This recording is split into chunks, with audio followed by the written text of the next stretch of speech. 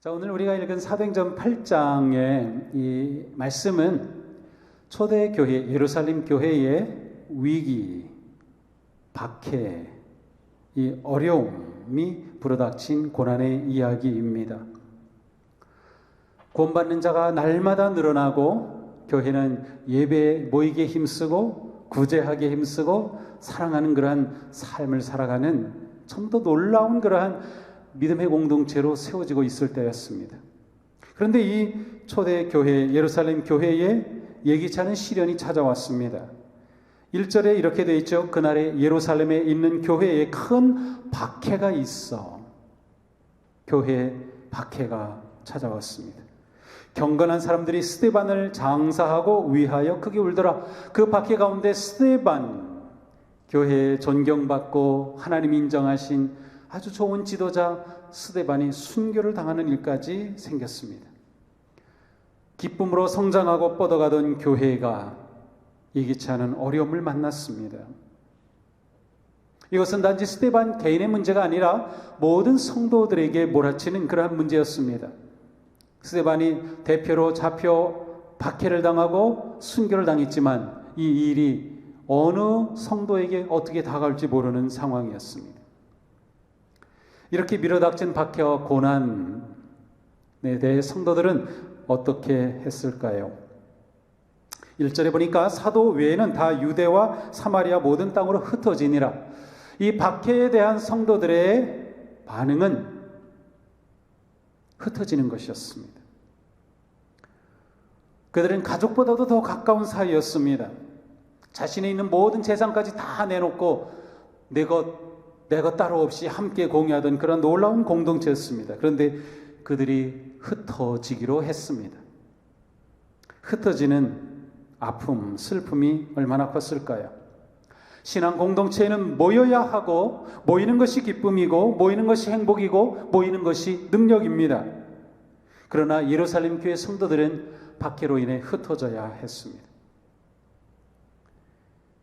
오늘 우리는 이 짧은 이야기 속에서 고난의 때에 우리는 성도로서 또 우리 교회는 어떻게 해야 할까를 찾아보려고 합니다.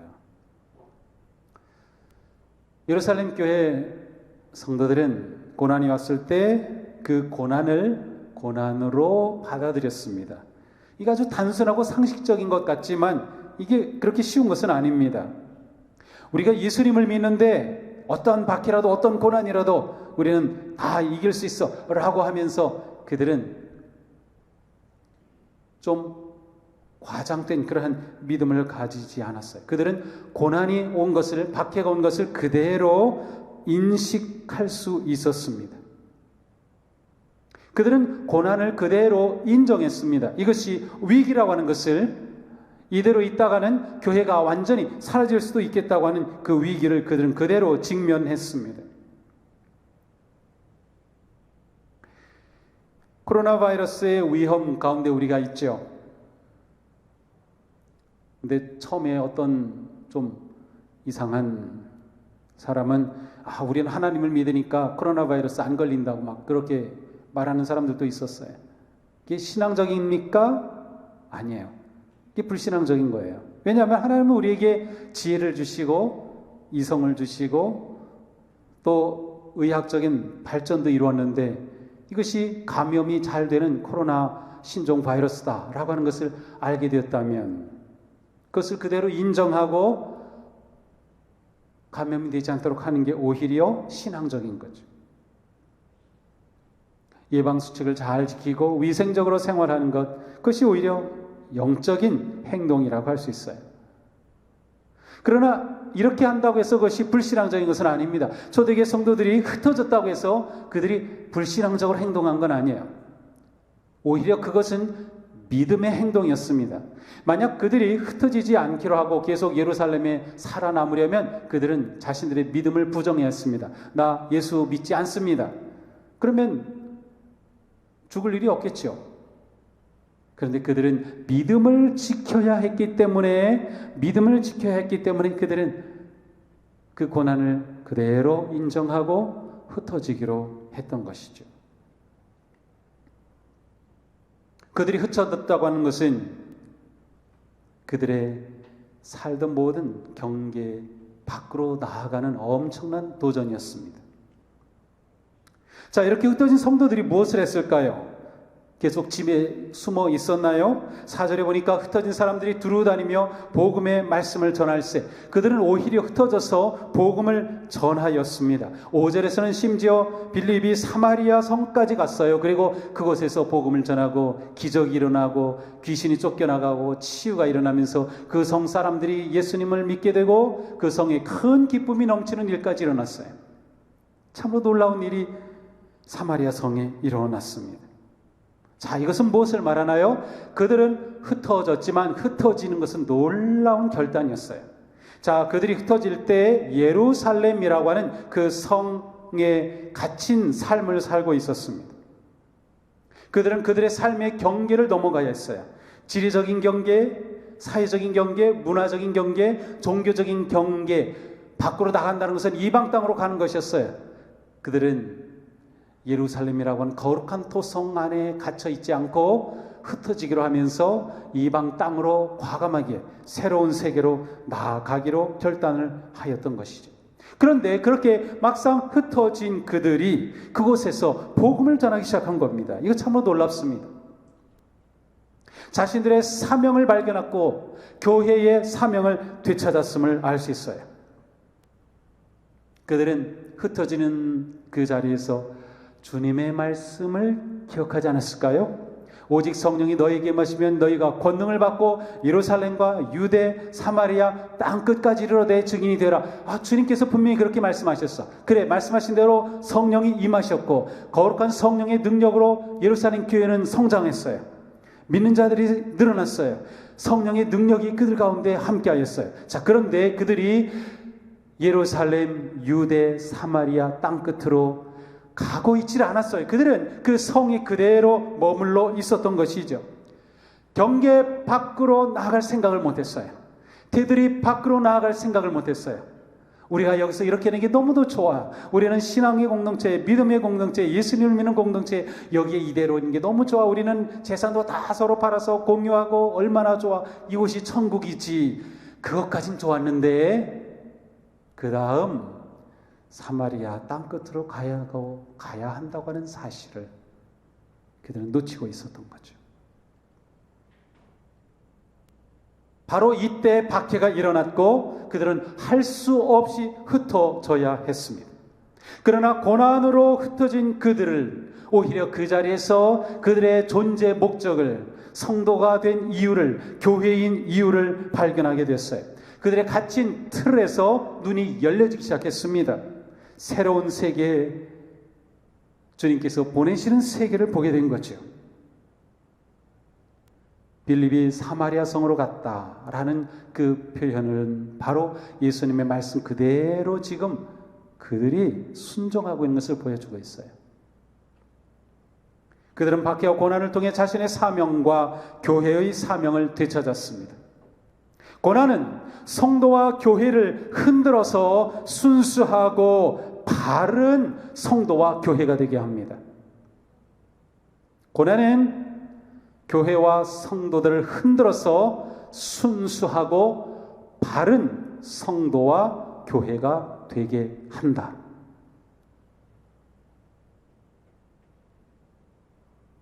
고난 때문에 교회가 무너지는 것이 아닙니다.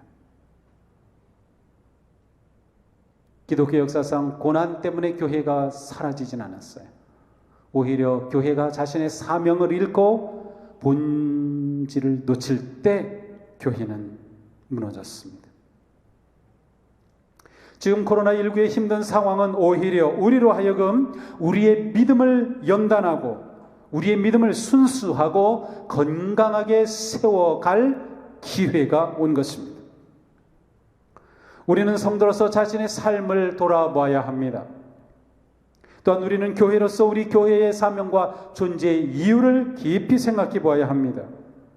우리가 모두 모여 함께 공예배를 드릴 수 없는 이 상황에서도 우리는 어떻게 교회로 제대로 존재할 수 있을까?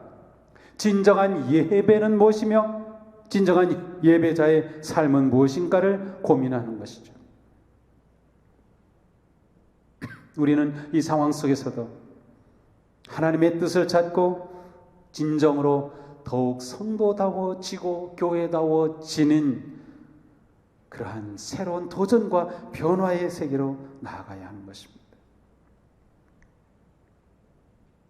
예배가 사명인 우리, 예배가 사명인 교회인 우리가 마음껏 모든 성도들이 모여서 예배할 수 없는 이런 상황은 몹시도 혼란스럽고 또 힘든 상황입니다.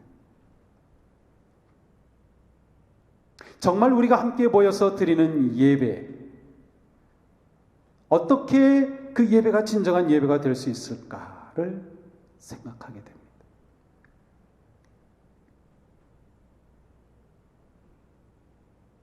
교회가 교회로 모이는 것, 그리고 교회가 예배로 함께 모이는 것, 교회가 모여서 말씀을 배우고 또 사역을 하고 여러 많은 믿음의 사역을 하는 이 모든 것의 방향은 바로 교회를 넘어서 세상으로 향하는 것입니다. 이것이 성도와 교회의 방향입니다. 다시 말하면 우리가 함께 모이고 말씀을 배우고 함께 모여 사역하는 모든 것을 통해서 모든 성도들이 자신의 삶의 자리에서 세상에서 거룩한 빛으로 진정한 소금으로 살아가기 위한 것이다. 이것이 우리의 진정한 존재 이유이고 목적입니다. 그렇다면 교회의 목적은 세상 한가운데로 흩어져서 바로 그곳에서 그리스도의 생명과 복음을 함께 나누는 삶을 사는 것이에요. 그러므로 모이는 교회도 중요하지만 흩어지는 교회도 중요합니다.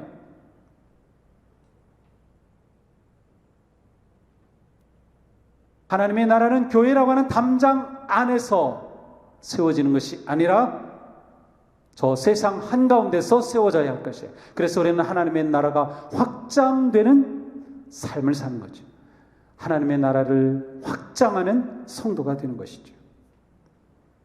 우리는 궁극적으로 예배자의 삶으로 나아갑니다. 삶의 예배자가 되는 것이에요. 삶의 예배자. 모이기에 힘쓰는 만큼 흩어지기에도 힘써야 합니다.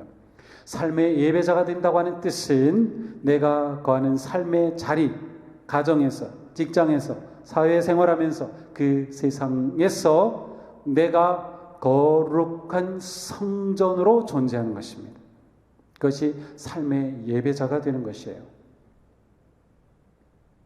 우리는 그동안 가정예배 열심히 드리자 운동도 하였고 삶의 예배관에서 제가 무진장 설교도 많이 했습니다. 그런데 막상 코로나19 상황 속에 돌아보니까 우리가 제대로 하지 못한 것 같다는 그런 생각이 듭니다. 우리가 정말 삶의 예배자로 살았는가? 우리가 정말 가정에서 예배드리기에 힘썼는가 말이죠. 그러므로 우리는 지금 이 코로나19의 상황을 우리가 우리의 사명을 되찾고 성도가 성도다워지고 교회가 교회다워지고 그래서 우리 모두가 삶의 예배자로 거룩하게 세워지는 그러한 은혜의 기회로 삼아야 한다는 것입니다. 사도 바울은 말씀합니다. 여러분은 하나님의 성전이며 하나님의 성령이 여러분 안에 거하신다는 것을 알지 못합니까? 유대인들은 성전은 예루살렘에 세워진 그 건물이었습니다. 초대교회 성도들은 그들에게 성전은 예루살렘에 세워진 그 건물 성전이었습니다. 그러나 사도 바울은 성전은 바로 우리다. 성전은 바로 우리 각 개인이며 또한 우리라고 말씀하여 충격적인 선언입니다. 내가 성전입니다. 왜 내가 성전이죠? 하나님의 거룩하신 영이 내 안에 거하기 때문에. 예루살렘의 성전이 성전인 이유는 하나님께서 내가 거기 있겠다고 약속하시고 하나님께서 그곳에 임재하셨기 때문에 그래요. 그래서 성전의 그 가장 깊은 지성소는 하나님이 계시는 곳, 그래서 감히 들어가지 못하는 곳이었죠. 그런데 예수 그리스도께서 오심으로 성전의 휘장은 찢어지고 우리 안에 성령이 거하셔서 우리가 성전이 되었습니다. 우리가 성전이 됐어요. 그러므로 예배, 삶의 예배자가 된다는 것은 우리가 살아가는 삶의 그 자리에서 거룩한 성전으로 존재한다는 거예요.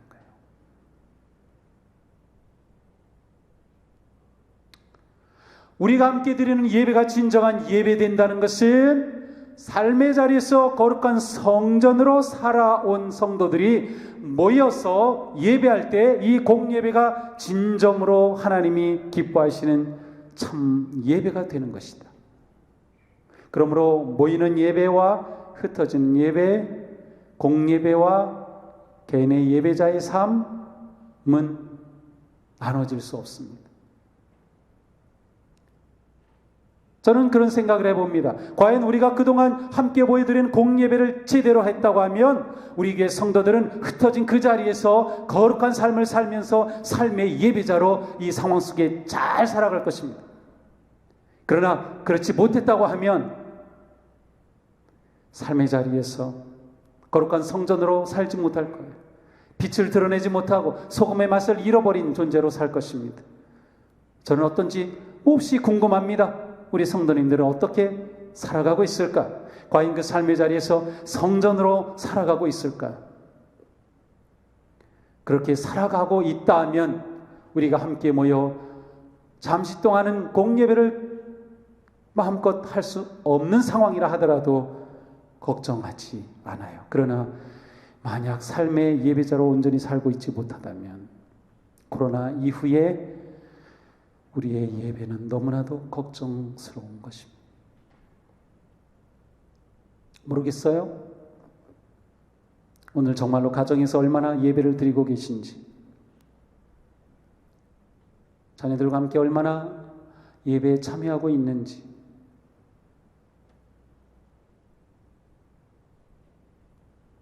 대략 짐작은 할 수 있어요. 유튜브에 올라가면 조회수를 보면 되니까. 그런데 단지 유튜브에 올라와서 눌렀다고 다 보는 건 아니에요.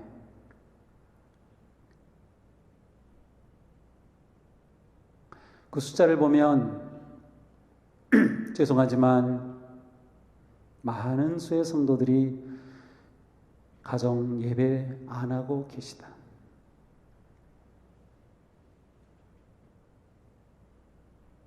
우리가 지난 시간 동안 함께 보여드리는 예배를 제대로 못한 것이다. 그러니 코로나19의 이런 상황은 우리가 어떠한가를 드러냈고 우리의 민낯을 드러냈고 우리의 영적 삶의 깊이를 드러냈습니다. 이것은 하나님이 주신 경고이며 또한 하나님이 주신 은혜입니다. 성도가 성도다워지고 교회가 교회다워질 그러한 기회입니다.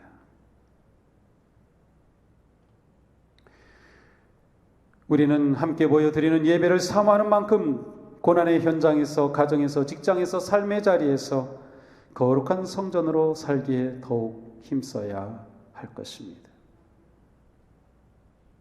우리의 영적 성장도 매우 중요합니다. 코로나19로 신천지의 실체가 드러났습니다. 하지만 동시에 우리는 교회로서 또한 성도로서 사명을 다하지 못했음을 회개하게 됩니다. 말씀을 제대로 배우는 일에 우리가 온전히 헌신하지 못했어요. 말씀을 제대로 가르치는 일에 더 열심히 했어야 했어요. 신천지 60%가 청년들입니다. 청년들이 가지고 있는 아픔과 그들의 절망에 교회가 귀를 기울이지 못했던 거죠. 거짓 사이비 종교가 청년들의 마음을 빼앗아가도 우리는 청년들에 대해 그렇게 다가서지 못한 것이에요. 우리는 자신의 안위와 복을 위해서는 열심히 기도하지만 과연 자신의 영적 성장을 위해서는 얼마나 간구하였습니까? 자신의 영적 성장을 위해서 얼마나 말씀을 사모하였습니까?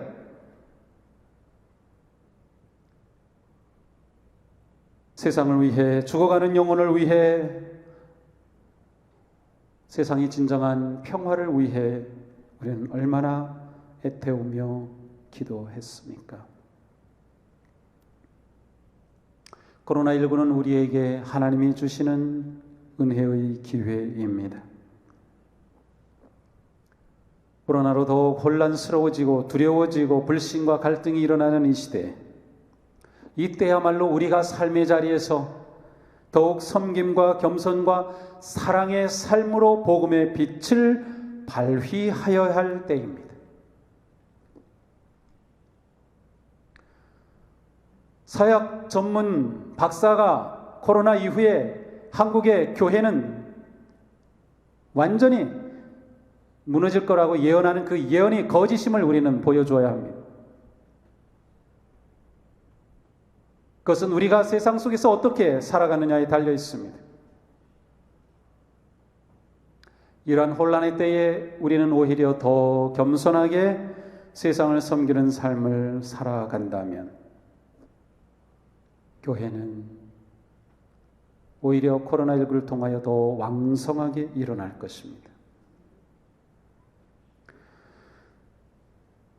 3절에는 스데반의 순교에 가담한 한 사람의 이름이 등장합니다. 사울이 교회를 잔멸할새 각 집에 들어가 남녀를 끌어다 옥에 넘기니라. 사실 오늘 본문 1절이 사울이라는 이름으로 시작합니다. 사울은 그가 죽임당함을 마땅히 여기더라. 스데반이 순교당할 때 그 현장에 있었던 사울입니다. 스데반이 순교당하여 죽는 것을 마땅히 여겼던 사울입니다.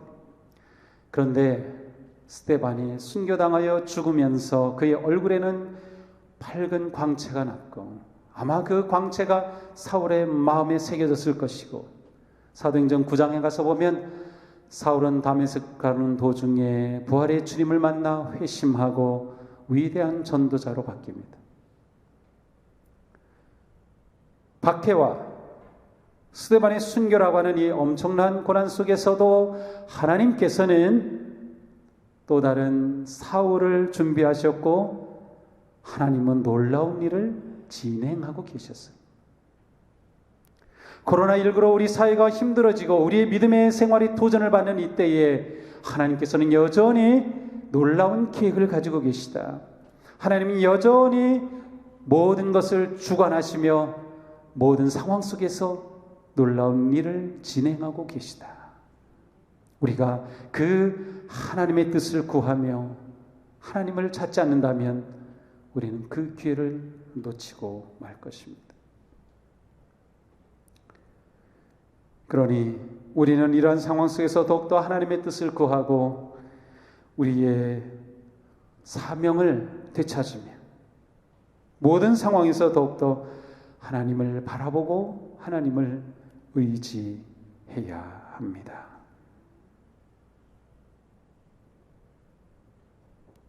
코로나19가 우리를 넘어지게 하는 것이 아니라 코로나19가 우리를 더욱 성도답게 만들고 우리를 더욱 교회답게 세워간다면 그것이 진정으로 코로나19를 이기는 우리의 모습입니다. 저는 우리 모두가 코로나19를 다 이길 수 있기를 바랍니다. 우리 교회가 코로나19를 통하여 오히려 더 건강하고 바른 교회로 세워지기를 축복합니다. 우리 모든 성도님들이 코로나19를 통하여 더욱더 성도다워지는 그러한 변화의 역사가 있기를 축복합니다. 이때 우리는 더욱더 하나님을 가까이하고 말씀과 기도의 삶에 힘쓰며 사랑을 실천하는 삶을 통해 이 세상이 진정한 희망으로 빛으로 복음을 선포하는 거룩하고 놀라운 능력의 사도들이 되기를 주님의 이름으로 축복합니다. 기도합시다.